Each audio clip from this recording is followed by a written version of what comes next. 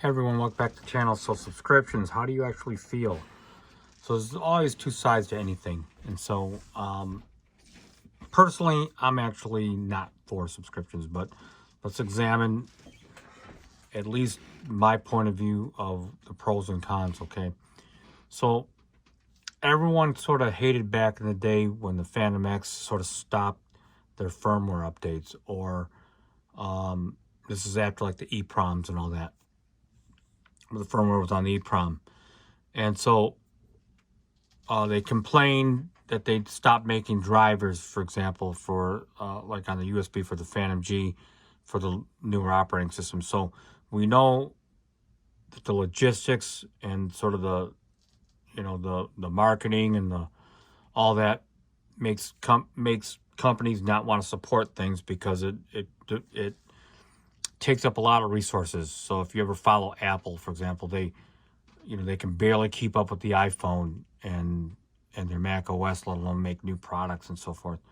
And they seem to always be bottlenecked with their staffing resources as much as big as they are. So imagine a company like Roland, Yamaha. It's just like when that product goes, they move to the next one, and then it's sort of what's done is done. Okay. So what subscriptions allow is that it keeps the company more in tune with their customer base, and because subscriptions, and I'm not talking about like a magazine subscription where you get mailed a book, but it's usually tied into the internet, and the computer is tied into their hardware, and it's a lot more efficient for them to deliver the updates and all that. And so that's sort of like one of the more positive aspects of subscriptions. However, it's a very sour thing. Like if you were to go out and buy like a $4,500 Phantom 8, for example, and waiting on the firmwares and buying like the Roland Cloud integration and all that, and that's not totally true with Roland Cloud, because I was a subscriber and I did have a Phantom 7, but when it comes to buying like their software, and they can automatically turn it off after so many times you turn the unit on and off, and it becomes more souring to even think about that. And I had bought like the Jupiter expansion, some expansions for the Jupiter, and so you also have to rely on the technology to not screw up. And so let me just interject this little story. In the 80s, ex-Detroit Lions player Mel Farr had a dealership. This is in the early 80s, late 70s.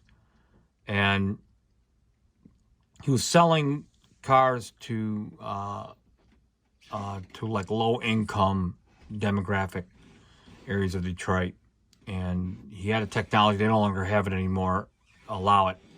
But he had basically, when someone stopped paying, he was able to just remotely turn the vehicle off at any time. And it was through the telematics, like back then when they were using like the first versions of telematics. And he could actually stall your car out. And people were on the freeway, actually. And it was very dangerous what he did. He's out of business now. I think that was the thing that put him out of business. I could be wrong, but I think that was ultimately the thing that shut him down. My uncle actually used to work and paint at the body shop.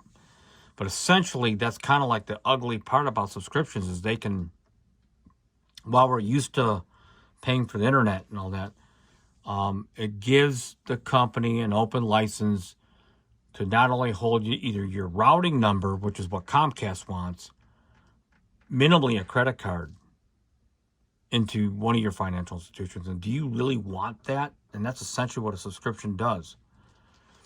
Not only that, do you want to spend on one of these babies? I don't know, they're not giving them away for free like a cable box. But if you went out and bought something like this for $2,800, and then you logged in and it was a brick until you signed up for a subscription. Okay, so you have to kind of ask yourself, one, the plus side with the firmware updates and new features and all the things that, sort of that panacea that a subscription could potentially leverage, versus being imprisoned to a subscription. And the way I look at it is the workflow that I have developed for this, which is top notch as far as the workflow. I'm not going to really talk about sound quality in this video, but the workflow is so top notch, and I've gotten so committed to it that it makes me want to protect myself from the future, which is to go out and buy another MPC X and maybe another whatever model and just put the 2.11 firmware on there and call it quits and lock these babies down from the internet. Just the other day, I tried to authorize, like, remember the Air Instrument plugins that came out last year around this time? It was $500 for the bundle if you bought it like I did. And they said the iLock subscription, or I got locked out of the plugin, the authorization. It's all tied in with iLock. And like the fabric piano and all that, it's actually tied into iLock, believe it or not. And they locked me out. I had to go to InMusic, spend a couple days. They asked me for a screenshot of the message. I explained to them what actually happened and how this all worked out with the authorizations. You only get 2. Look, if you log into my account, I've got like 5 MPCs.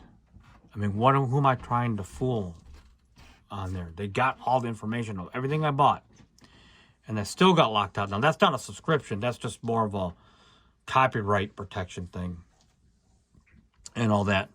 But to be at mercy to the heavens above, you know, to the big 800-pound gorilla, is not a great feeling. And look, I'm just doing this for fun. I enjoy music. I don't do it professionally anymore. And this is what I like to do. And to be locked into a subscription, it's just not for me. So what I've decided to do is just sort of sit this one out. I've got a Mac Mini with 2.11 on there that's not hooked up to internet. I've got this one, which I'm not planning on doing 3.0. What I might end up doing is on my other computer, sort of have more of an open-ended version so I can test out the new software. But I have no intentions if it's going to be a subscription. I think my workflow that I've evaluated, I still can make good music without any new feature added to this unit in the future. Even with the bugs, even with my desire to have drag and drop, more RAM or whatever it is that might come out with the future instrument in production, if it has a subscription in order to use it, it's just not for me. Any questions or comments? Please leave them below. Be interested to hear them. Until next time, peace out.